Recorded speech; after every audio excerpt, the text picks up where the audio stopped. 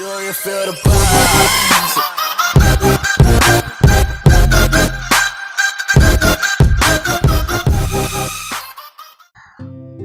Bismillahirrahmanirrahim. Assalamualaikum warahmatullahi wabarakatuh. Selamat berjumpa calon mahasiswa STAIS. Alhamdulillah sudah 2 hari ya kalian mengikuti pelatihan atau pengenalan kampus yang disebut dengan prospek, dan mungkin berbagai materi sudah disampaikan oleh para pemateri. Kali ini Anda akan diajak untuk mengenal dunia literasi ya. Di Indonesia ini lagi tenar-tenarnya adalah dunia literasi, yaitu dunia membaca dan menulis. Mengapa pada prospek kali ini ada materi literasi? Karena melihat perkembangan di zaman sekarang, mahasiswa khususnya dan umumnya masyarakat Indonesia itu sudah sangat kurang minat di dalam membaca dan menulis, sehingga di mana-mana digemburkan adanya literasi. Padahal ciri-ciri dari mahasiswa itu adalah membaca, menulis, dan diskusi. Untuk itu, mari kita telusuri tentang dunia literasi kali ini. Namun kami akan lebih banyak mengantarkan Anda untuk bisa menggeluti atau menekuni dunia tulis-menulis. Oke. Yang pertama, ada sebuah pertanyaan. Ini saya dari survei kepada 100 orang. Pertanyaannya adalah, mengapa orang malas menulis? Namun pertanyaan aslinya adalah, mengapa Anda malas menulis? Jawabannya sangat beragam, kami rangkum demikian. Yang pertama adalah takut salah. Ini ternyata jawaban yang pertama ini semua orang mengatakan yang takut salah. Yang kedua adalah tidak percaya diri, karena katanya tulisannya kurang baik, nggak teratur, dan sebagainya. Yang ketiga adalah tidak punya waktu. Ini alasannya, saking sibuknya mungkin ya, tidak punya waktu. Yang keempat adalah kurang suka menulis. Yang kelima, belum terbiasa menulis. Yang selanjutnya adalah tidak mau terjun jadi penulis, serta alasan-alasan lain yang memang dibuat atau dibikin untuk pembelaan diri. Ini hasil dari survei, kami rangkum hanya 6 jawaban, walau sebenarnya jawabannya adalah sangat banyak sekali. Yang selanjutnya ada pertanyaan lagi. Nah, ini jadi ada jawabannya nyambung dengan ke sana. Mengapa orang malas menulis?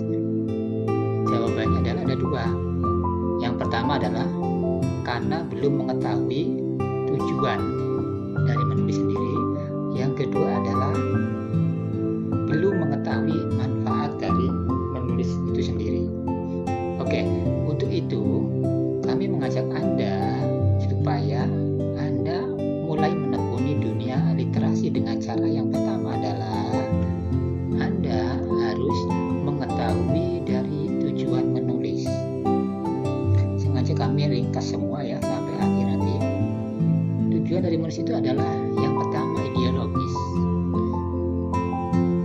Dengan adanya ide-ide Anda, keinginan Anda, pendapat Anda tuliskan, tuangkan dalam sebuah tulisan, kemudian Anda share. Itulah yang disebut dengan tujuan ideologis. Artinya kebenaran yang menurut Anda paling benar itu namanya ideologis, ide Anda sendiri. Yang kedua adalah tujuan akademis. Seperti Anda ini sekarang ini adalah menulis, nanti tujuan akademis. Nanti membuat skripsi, makalah, skripsi, laporan, dan lain itu namanya tujuan akademis. Yang ketiga adalah tujuan ekonomis. Tujuan ekonomis ini adalah yang berhubungan dengan keuangan ya, atau pendapatan atau penghasilan. Yang keempat adalah tujuan psikologis, yaitu ungkapan atau mengobati kejiwaan. Yang kelima adalah tujuan politis. Seseorang menulis adalah tujuan politis untuk mengajak orang lain mengikuti partainya, mengikuti golongannya, itu namanya tujuan politis. Yang keenam adalah tujuan pedagogis atau pembelajaran. Anda mempunyai hasil penelitian, kemudian dituangkan dalam sebuah tulisan, itulah yang disebut dengan pedagogis. Kemudian tujuan medis atau dunia kesehatan. Yang selanjutnya adalah tujuan praktis. Seperti orang menulis tujuannya adalah untuk kenaikan pangkat atau mungkin untuk popularitas dan sebagainya. Itu tujuan menulis. Kemudian setelah tujuan kita ketahui, kita akan berbicara tentang manfaatnya, ya. Manfaatnya itu nanti dibagi menjadi dua. Ada yang bersifat value atau bercorak nilai. Yang kedua adalah manfaat yang bersifat praktis. Oke, coba kita bahas satu persatu. Yang pertama adalah manfaat yang bercorak nilai atau value. Artinya dengan menulis ada nilai tersendiri bagi seorang penulisnya. Yang pertama, banyak membaca dan banyak belajar. Yang pasti kalau orang menulis pasti banyak membaca dan banyak belajar. Ini value atau nilai bagi diri seorang penulis. Yang kedua adalah berpikir sistematis dan logis. Artinya, ketika seseorang menulis, pasti kalau mengatakan sesuatu secara sistematis, tidak asal acak-acakan dan logis atau bisa diterima oleh akal. Yang ketiga adalah mengikat makna. Karena apa? Kita membaca adalah menangkap makna. Ketika dituangkan dalam sebuah tulisan, itu disebut dengan mengikat makna. Yang keempat adalah manfaat katarsis, kepuasan kejiwaan, kepuasan perasaan. Misalnya, Anda sedang jengkel, langsung menulis atau ditulis dalam sebuah lembaran, dalam HP, dalam status, insya Allah akan terobati atau berkurang kejengkelannya. Anda senang ditulis dalam kertas, itu namanya tujuan katarsis. Kemudian manfaat dakwah, ya, manfaat dakwah.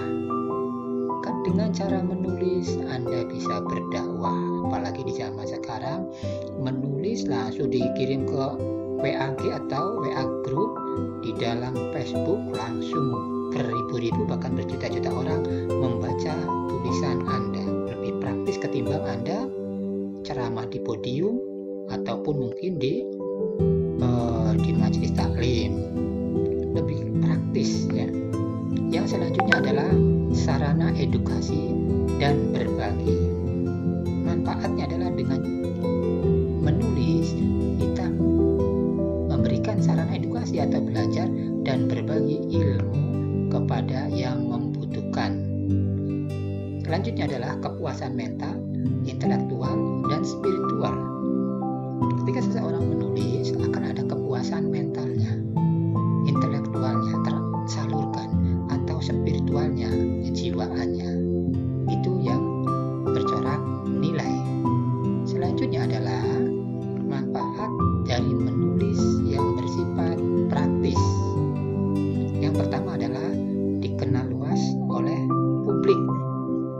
Anda menulis, kemudian Anda share atau Anda terbitkan, Anda pasti akan dikenal luas oleh publik bahwa si A adalah seorang penulis, si A adalah penulis buku ini, si A adalah penulis kolom ini, si A adalah penulis artikel ini. Yang selanjutnya adalah mendapatkan kemanfaatan ekonomis.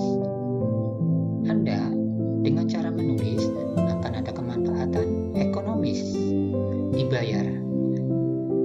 Menulis di koran dibayar, menulis di babe dibayar. Apalagi Anda mencetak buku atau menerbitkan buku, itu akan berubah menjadi kemanfaatan ekonomis. Yang selanjutnya mendapatkan kemanfaatan kesehatan. Orang menulis itu sehat karena otaknya tidak pernah mandek berpikir terus. Ya, menurut kedokteran, orang sehat itu kan apa? Terus peredaran darah pun lancar karena terus berpikir. Yang keempat adalah menjadi sarana membuka dan mengenal dunia.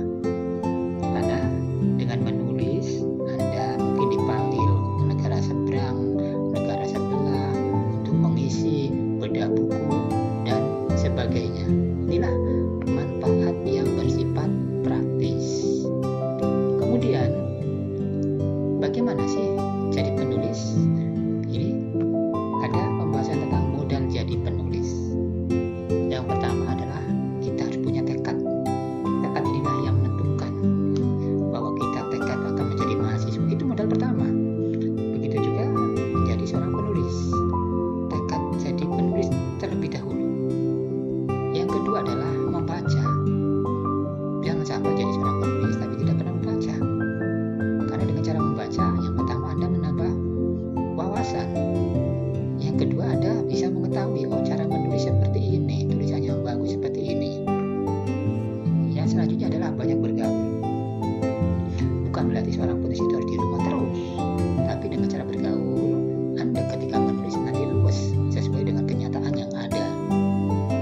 Selanjutnya belajar bahasa dan kosakata. Ini sangat penting sekali, belajar bahasa dan kosakata. Karena nanti ketika Anda mulai belajar menulis, kosakata ini akan menentukan yang baku ataupun yang tidak baku. Kemudian bahasanya itu bahasa formal ataupun bahasa santai. Selanjutnya, memiliki sarana untuk menulis. Ini juga termasuk modal. Tapi di zaman sekarang gampang sekali, sudah ada laptop, ada HP, ada gadget, ada yang lainnya, itu banyak sekali. Yang keenam adalah memiliki tekad menghasilkan karya-karya bermutu. Ini sangat penting sekali. Jadi kita tekad bahwa kita harus menghasilkan karya-karya bermutu. Artinya kita menjadi seorang penulis yang benar-benar penulis yang baik ataupun yang kaliber dan sebagainya. Oke. Yang selanjutnya ketika sudah mempunyai tekad, mari kita memulai menulis. Bagaimana sih kita harus memulai menulis, dari mana? Yang pertama adalah tentukan jenis tulisan. Apakah tulisan ini berbentuk fiksi ataukah non fiksi? Ini harus kita tentukan terlebih dahulu. Yang mau kita tulis itu nanti bentuknya fiksi atau non fiksi. Jangan sampai tengah-tengah jalan kita bingung. Tulisan kita ini mau kemana ya? Ke fiksi atau non fiksi? Setelah itu menentukan tema. Nah, tema pun sangat penting sekali. Kita fokus. Temanya adalah liburan. Liburan itu tema, bukan judul. Antara tema, topik, dan judul sangat berbeda. Yang selanjutnya adalah tetapkan siapa yang disasar. Artinya ketika kita mau menulis itu, tulisan kita ini buat siapa? Buat anak-anak, buat orang dewasa, orang laki-laki, atau mungkin untuk mahasiswa. Anak SD ini harus jelas, karena beda sasaran, beda gaya bahasa, beda juga penyampaian, beda juga mungkin tampilan, dan seterusnya. Yang selanjutnya adalah membuat outline. Ini yang sangat penting sekali. Ketika kita ingin menulis, itu harus membuat outline dulu. Ini untuk mempermudah. Karena dengan adanya outline ini, Anda mudah untuk menulis, mencari yang paling mudah dulu. Yang selanjutnya adalah dengan adanya outline itu, pembahasan Anda tidak meluas kemana-mana, ya. Setelah itu barulah kita untuk memulai menulis. Selanjutnya, kita sudah menulis, sudah selesai. Kalau sudah selesai diapakan? Tentunya biar kejiwaan kita puas, perasaan kita puas, kita harus publikasikan tulisan kita. Gimana tuh mempublikasikannya? Di zaman sekarang sangat mudah sekali. Bisa di medsos, ya, Facebook, di WA, Instagram, dan sebagainya. Yang kedua adalah di blog, ya, atau web. Kalau di medsos, di FB, ini bebas-bebas aja karena punya kita sendiri kan, paling dikomentari. Dan cakupannya juga tidak begitu luas, artinya tidak begitu banyak. Ya, selanjutnya kalau blog, berarti ini harus lebih selektif lagi, kita dalam menulis lebih hati-hati lagi, karena di samping banyak juga yang melihatnya, yang membacanya sudah lebih luas lagi. Yang selanjutnya di media cetak, ya, seperti koran, kemudian majalah. Namun di zaman sekarang kebanyakan adalah bukan media cetak, melainkan media online, seperti koran online atau mungkin majalah online dan sebagainya. Yang terakhir adalah mempublikasikan lewat buku. Ini finalnya di sini, ya. Jadi ketika Anda sudah menulis semua, nanti baru dipublikasikan melalui buku. Nanti bagaimana caranya? Dan di belakang. Selanjutnya adalah sebelum dipublikasikan, tulisan itu harus diedit dahulu. Yang pertama adalah edit pesan atau edit isi. Sebaiknya edit isi itu dilakukan oleh penulis itu sendiri, walaupun nanti ada editor di luar penulis, baik nanti dari penerbit ataupun mungkin orang yang spesialis untuk mengedit. Yang kedua adalah edit gaya bahasa. Gaya bahasa itu juga harus diedit, antara gaya bahasa yang formal, tidak formal. Dalam satu tulisan ini gaya bahasa itu harus seragam. Kalau dari awalnya itu gaya bahasanya formal semua, kalau santai semua. Itulah pentingnya edit gaya bahasa. Yang selanjutnya adalah edit kosakata. Ini kosakata ini perlu kaya sekali kita supaya kosakata. Kenapa? Ketika kita tidak kaya kosakata, mungkin bisa jadi dalam menulis itu berulang-ulang kata-katanya itu terus. Yang selanjutnya adalah edit paragraf. Antara paragraf satu dengan paragraf yang lainnya, atau paragraf satu dan paragraf sebelumnya, itu harus ada nyambung atau ada sinkronnya, bukan beda pembahasan, ya. Selanjutnya edit sistematika. Sistematika ini adalah nanti biasanya banyak dilakukan oleh editor-editor dari penerbit, tapi tidak menutup kemungkinan juga dari penulis atau siapapun itu harus melakukan edit sistematika. Selanjutnya edit tanda baca. Sangat penting sekali ini. Edit tanda baca ini apa? Mulai titik, koma, kemudian tanda seru. Salah peletakan tanda baca yang salah merubah makna. Makanya edit tanda baca pun ini harus dilakukan. Kemudian edit akhir. Edit akhir itu ketika edit pesan sampai dengan edit tanda baca sudah selesai, kita edit lagi dari awal, sehingga tidak lagi ada yang keliru baik di dalam isi, gaya bahasa, kosakata, paragraf, sistematika, dan lain-lain. Itu namanya edit akhir.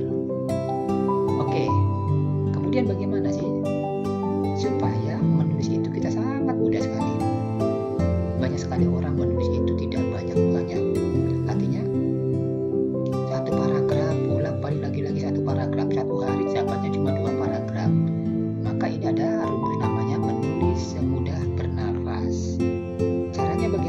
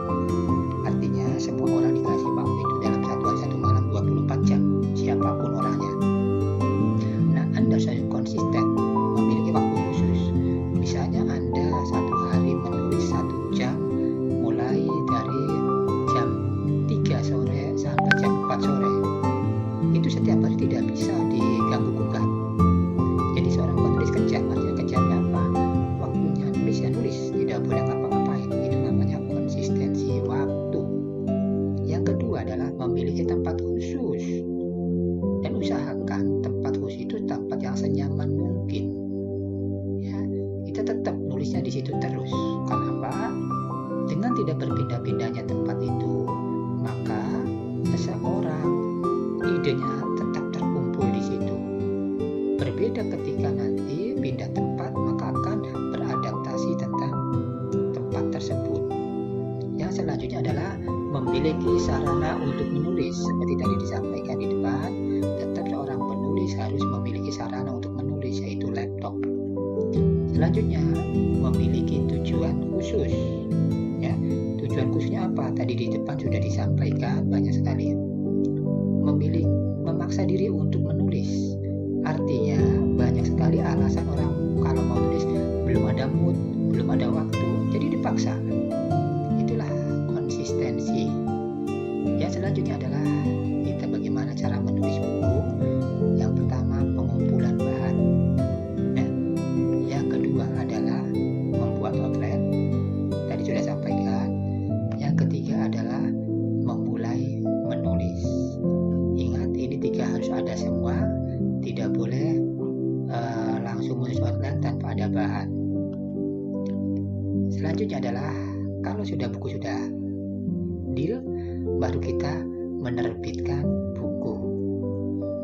Di zaman sekarang masih banyak orang kesulitan menerbitkan buku, padahal sudah banyak sekali penerbit-penerbit yang siap menampung buku Anda. Yang pertama adalah menerbitkan sendiri atau self-publishing. Ini biasanya kalau menerbitkan sendiri itu hanya sebatas percetakan dan penerbitan, ya, atau sebatas percetakan saja, tidak mempunyai nomor ISBN. Ya, misalnya Anda di tukang sablon atau di percetakan biasa, Anda bikin sampul sendiri, Anda bikin desain sendiri, kemudian diterbitkan, ini namanya menerbitkan buku sendiri. Yang kedua ada yang disebut dengan penerbit indie atau kepanjangan dari independen. Nah, di sini menggunakan penerbit indie memang sudah percetakan, tetapi juga mempunyai izin untuk menerbitkan buku. Ditandai dengan adanya nomor ISBN. Hanya saja kalau penerbit indie ini, karya-karya Anda itu tidak sulit. Pasti semuanya diterima dan biayanya oleh Anda sendiri. Penerbit hanya menyiapkan penerbitan, menguruskan izin, barulah Anda membiayai semuanya. Jumlah eksemplarnya sesuai dengan kemampuan keuangan Anda. Yang terakhir adalah penerbit mayor.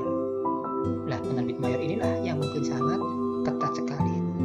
Tidak setiap naskah yang masuk pasti diterima, tetapi melalui seleksi yang sangat ketat, melalui persaingan yang sangat ketat. Karena apa? Karena di penerbit mayor ini seorang penulis hanya mengirimkan naskah, pemasaran, biaya penerbitan semuanya ditanggung oleh penerbit. Penulis hanya mendapatkan royalti 5-10%. Nah, ini bedanya dengan penerbit indie. Kalau penerbit indie keuntungan lebih besar karena semuanya diurus oleh sendiri, dibiayai oleh sendiri, dipasarkan oleh diri sendiri. Yang selanjutnya adalah memasarkan buku. Tadi kan sudah menerbitkan. Yang terakhir adalah memasarkan buku. Di zaman sekarang memasarkan buku nanti ada 3 macam. Yang pertama offline. Anda langsung door to door atau langsung titipkan ke toko-toko, ke teman, ke sekolah dan sebagainya. Ini namanya pemasaran yang secara offline. Yang kedua adalah online. Ya, pemasaran secara online. Dunia sekarang dunianya dunia online semua. Jadi Anda bisa memasarkan lewat media internet. Yang ketiga adalah gabungan dari offline dan online. Inilah teknis memasarkan hasil karya Anda. Oke, ini keterangan singkat dari kami. Terima kasih bagi mahasiswa yang mungkin ingin belajar lebih lanjut. Mari bergabung dengan kami. Bahwa yang kami terangkan itu hanyalah poin-poinnya saja, tetapi kami sudah mempunyai materi